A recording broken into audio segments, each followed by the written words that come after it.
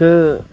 คือเวียกหลักๆชุน้องนี่ชุน้องเฮ็ดยังชุน้องออกแบบแต่ละมื้อนะเสียยาเสียหญ้าตลอดคือชุน้องเอาแฮงกันหั่นบ่แม่นอยากไปเบิ่งเด้เนาะอยากไปเบิ่งวิถีชีวิตชาวลาวชนบทไปเสียหญ้าสวนหญ้าให้เด้อทุกคนเขาเจ้าเวียกหลักๆมันจะเฮ็ดให้เฮ็ดสวนเนาะเฮ็ดนามีบ่นานี่ชลายชนหน่อยเนาะ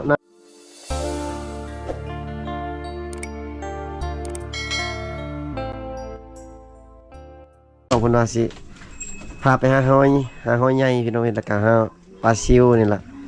สิพาไปเบิ่งวิถีชีวิตชาวลาวชนบทพี่น้อง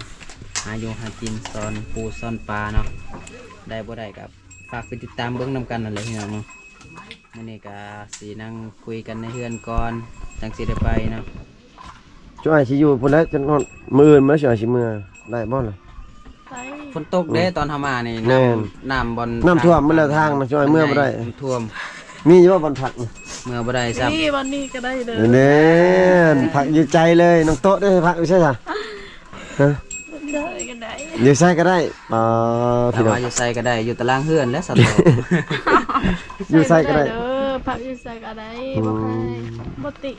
ไม่ผักอยู่ใส่ก็ได้ผักอยู่ป่าบ่ได้ให้ FC ไปนอนป่าไผสิไปนอนเนาะผักอยู่ใส่ก็ได้ขอแต่มีผ้าห่มก็พอ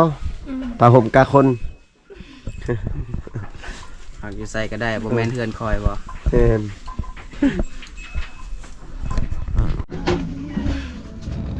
สวัสดีพ่อแม่พี่น้อง FC ทุกท่านเนาะพี่น้องการยินดีต้อนรับ FC เข้าสู่ช่องบ่าวผู้ไทยคือเก่าเนาะพี่น้องมื้อนี้ก็มาอยู่ที่เฮือนของน้องสาวโตพี่น้องเว้ยก็บ่แม่นที่น้องสาวโตเนาะน้องสาวดาเนาะอยู่เฮือนครัวของเพิ่นนั่นนี่มีหยังทะลังน่ะคือว่ามีหน่อไม้ต้มบ่น่ะจะกินบ่จะกินเด้เฮ็ดให้กินได้บ่จังหน่อยจังหน่อยพุ่นน่ะอาจสิกินพี่น้องเอ้ยมื้อนี้ก็มาถามข่าวน้องสาวทั้งสองเนาะสบายดีนี่น้องโดยสบายดีมีแต่คนงามๆเนาะงามขึ้นเนาะบ่ได้เห็นกันโดมาจะได้งามเนาะบ่ค่อยเนาะแม่นสองสาวนี่พี่น้องเอ้ยงามบาดใจ FC อีกแล้ว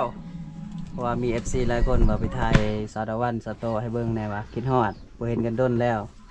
ยังมีบ่ FC โทรหานะเงาคิดฮอดผู้บ่าวบ่เจ้าบ่ยังมีบ่ FC โทรหามีอยู่บ่บ่มีแล้วเดี๋ยวนี้ฮะตะกี้มีอยู่บ่หรือว่าไดมีอยู่เดี๋ยวนี้บ่มีแล้วแม่นบ่บ่มีนะบ่มีบ่คนงามๆปานนี้ว่าบ่มีไผโทรหานี่เขาบ่เชื่อบ่มี FC ทักหายังโสดอยู่บ่เดี๋ยวนี้ฮะโสดฮะโสดจักเปอร์เซ็นต์2คน100คนละ100เลยบ่กันเป็น200%พี่น้องโสดเนาะ120โสดทั้ง220 204เฮาก็โสดคือกันเป็น300พี่น้องแสดงว่ายังโสดเนาะโสดแท้บ่ FC เพิ่นสิล่มกันยังได้บ่ได้เปิดใจให้ FC ล่มบ่าวลาวบ่าวไทยได้เบิดบ่าวเวียดนามก็ได้บ่สิเป็นอยู่บ่ภาษาเพิ่นภาษาเวียดว่ากินข้าวจังได้ซะฮะอันเกิมอันเกิมกินข้าวเนาะอันเกิบแล้วกินข้าวเนาะบ่แม่นอันเกิมนะอันเกิบพี่น้องเว้ยภาษาเวียดว่าซั่นบ่าวลาวบ่าวไทยบ่าวต่างประเทศบ่าวเวียดนามยังกับเปิดใจให้คุยได้เบิดพี่น้องเว้ยพี่น้องเพิ่นว่าเนาะรู้จักเนาะรู้จักภาษาเวียดอีกเนาะเจ้าเนาะเก่งเด้เจ้านี่เก่งสิน้องนอนนำกันบ่สิน้องกลางคืนน่ะบ่น้องดาวันนอนกับไผกลางคืนน่ะสาวเมืองน้องอันนี้ได้สาน้องโต๊ะนอนกับไผกับหมู่ไผละหมู่น้องกับอลีกเนาะน้องบงสาวบงบ่คือบ่นอนนำกันสองสาวนี่คือว่าสิน้องไปนำกันไปตลอดคือบ่นอนนำกันนอนบัดนอนสิเจ้าสัมพัวกับเมียสิเจ้าไปนำกันญาติผู้บ่าวกันบ่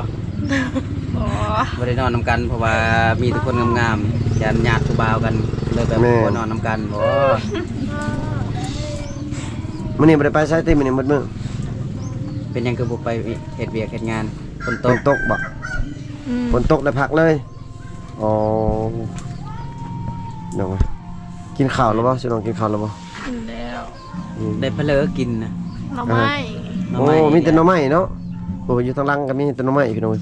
กินหน่อไม้ก็ยังงาม กินซีนนี่คือสิงามกว่าเก่า แจ่ว น้ำมันกับแจ่ว ดาวันกินฮอด FC อยู่บ่ กินฮอดเด้อ เพราะว่า FC ว่ากินฮอดดาวันแห้งๆว่ะ เด้อกินฮอดคือกันเด้อ ชนอกกับคิดฮอดคือกันเนาะ FC เนาะ แม่น จุบ FC นี่ซะ จุบ FC มาตามพี่น้อย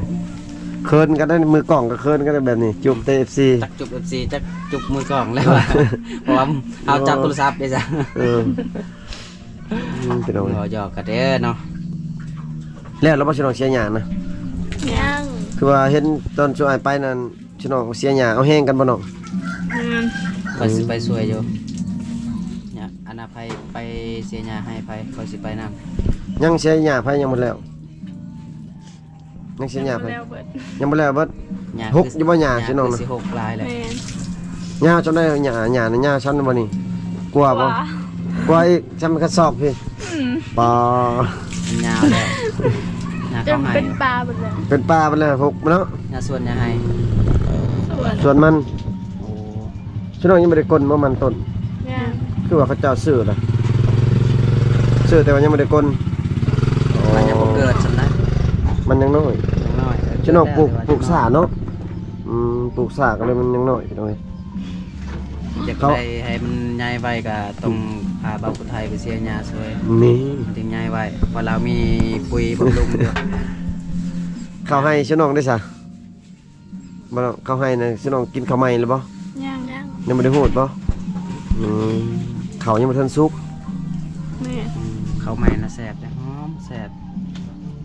ถ้าได้กินนี่โอ้ยคักเลยพี่น้องหอมๆว่า FC ติดใจแน่ถ้าได้กินเนาะ เขาให้ข้าวกำบ่เนาะข้าวกำบ่เขาฉันน้องหรือว่าเขา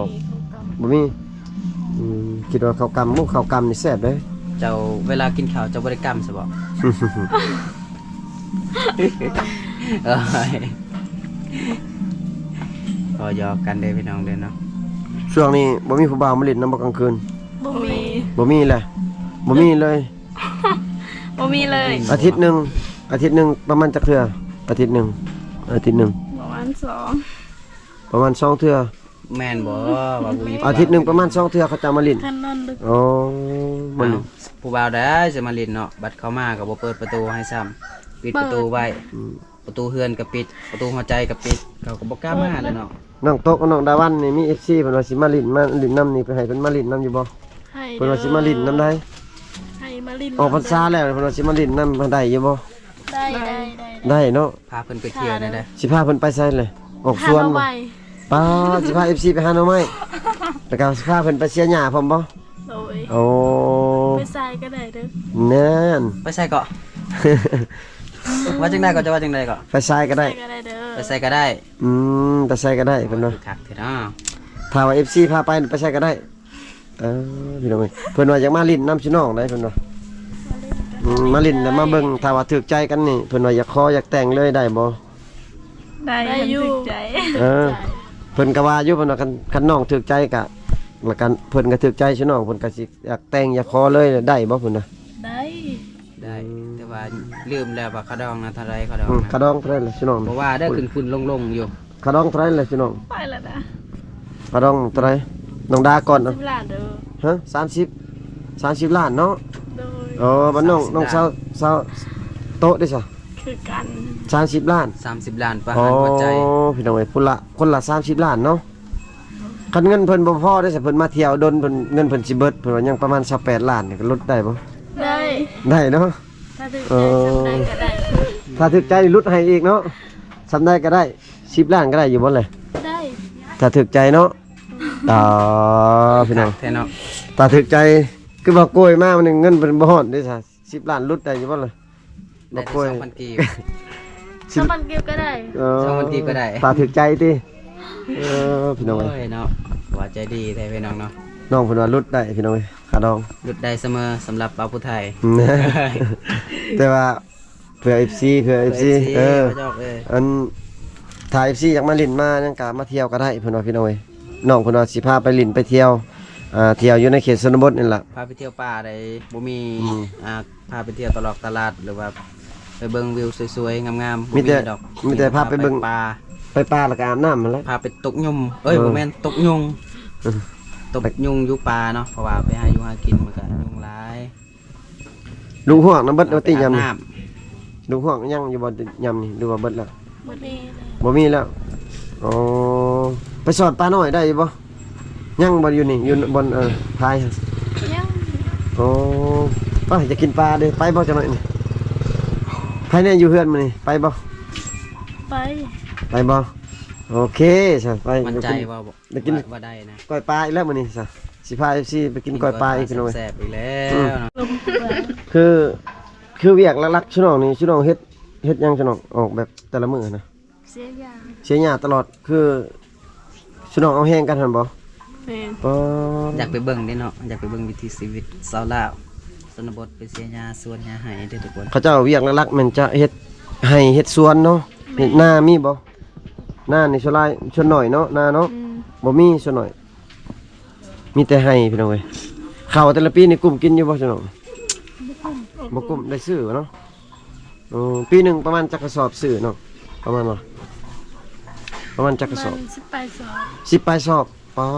บ่นเฮ็ดได้สิได้เงินไปซื้อบัดนี้บ่นไปหารับจ้างก็บ่มีเฮ็ดได้ซะชุน้องหาเอาเงินมาใส่น้อง ก็ หาเสากินค่ำเนาะหาหน่อหมอกหน่อไม้ไปขายเนาะ หาเช้ากินค่ำหรือว่าหาค่ำกินค่ำหาแรงหาเช้ากินเช้าบ่แม่นบ่ หรือว่าหาตอนค่ำไปกินมื้ออื่น หาแรงอยู่ หาแรงกินแรง เลย อ๋อแสดงว่าหาแรงกินแรงหาเช้ากินเช้าเลยได้เป็นนี่ กว่าสิได้หน่อหมอกหน่อไม้ออกไปขายอยู่ตลาดอยู่เมืองพุ่นป้อไกลพอแห้ง บ่แฮงสิน้องเคยบ่ไปขายหน่อไม้ขายหยังเคยบ่ เคย เคยบ่ หรือว่าบ่เคยแล้วก็มีแต่เคยไปหาผู้บ่าวคนเดียว เคยไปหารับจ้างอยู่ติ เคย อ๋อมื้อหนึงเท่าไหร่อยู่ในบ้านน้อง 80,000 80,000 ไปบ่รับจ้างในเมืองนะ คือถูกแต่ว่า FC ว่าแนะนำน้องๆให้ไปหารับ แม่ จ้างแถวเมืองแถวหยังแน่ว่ะ เพิ่นสิไปบ่แต่ว่ามี FC เพิ่นติดต่องานให้ทางฝั่งไทยไปเฮ็ดเวียกไปบ่ ไปทาง อื นี้ มถ้ามีผู้พาไปเนาะ ตอนแรกไปเลยเด้อเดี๋ยวสิพาไปดอก ถ้าว่ามี FC ท่านใดติดต่อเวียกได้ก็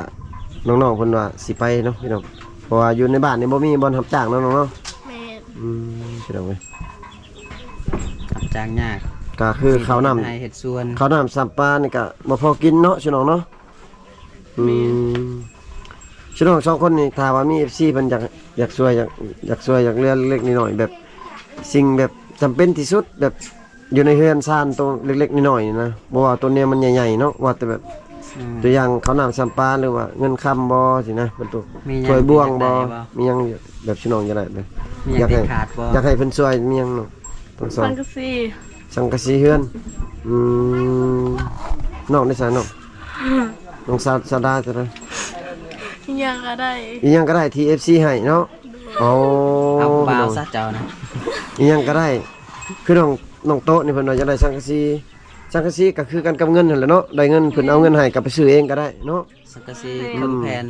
บ่เอา จักแผ่นน้อง ว้าว สังกะสีประมาณเท่าไหร่ ครึ่งแผ่นเอา 10 แผ่นก็ได้ 10 แผ่น20 แผ่นนี่แหละเนาะพี่น้อง ผมแม่นนัดกันบ่สองคนนี่ว่าลงทรงคือกันได้ คือกันเนาะ นัดกัน บ่น้องสังกะสีน้องอยู่เฮ็ดหยังเนาะสังกะสีน่ะ เพื่อนครัว โอ้อยู่ในเฮือนครัว ให้ตุบตุบลิ้น เพราะว่าเฮือนครัว เพิ่นครัว เฮือนครัวน้องก็บ่มีอันนั้นเนาะผ้าแอมบ่แล้วก็บ่มีตัวมุ้งก็มันหัวบ่น้องมันหัวเนาะพี่น้องเอ้ยจะคือ FC ได้ฟังอยู่ในคลิปนี่แหล้วเนาะพี่น้องน้องเพิ่นก็ทั้งเปิดใจแล้วก็ทั้งสิ่งที่น้องอยากได้อยู่ในเฮือนซ่านของน้องเล็กๆน้อยๆพี่น้องเอ้ยเนาะพี่น้องคลิปนี้บ่าวไทยก็สิได้ขออนุญาตปิดคลิปไว้เพียงเท่านี้ก่อนเนาะพี่น้องเพราะว่าถามน้องก็หลายละคือกันกับ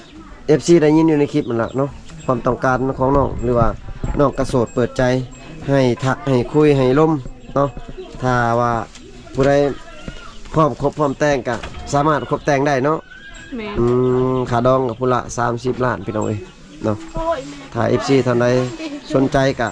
จุ๊ ทักหาได้เด้อพี่น้องเด้อน้องสาวโตะนี่มีเฟซบ่ มี ชื่อเฟซนั่นได้น้อง ทุกระบบจบที่เธอ ตัวไทยเนาะบ้านน้องได้ซะ แม่นน้องดาวันเด้อ น้องดาวัน โด น้องดาวันตัวลาวบ่ โด โดย ติดต่อได้พี่น้องเอ้ยถ้า FC ถ้าได้คนหาบ่เจอหรือว่าบ่ครบ แม่ เนาะ เคยเมื่อแล้ว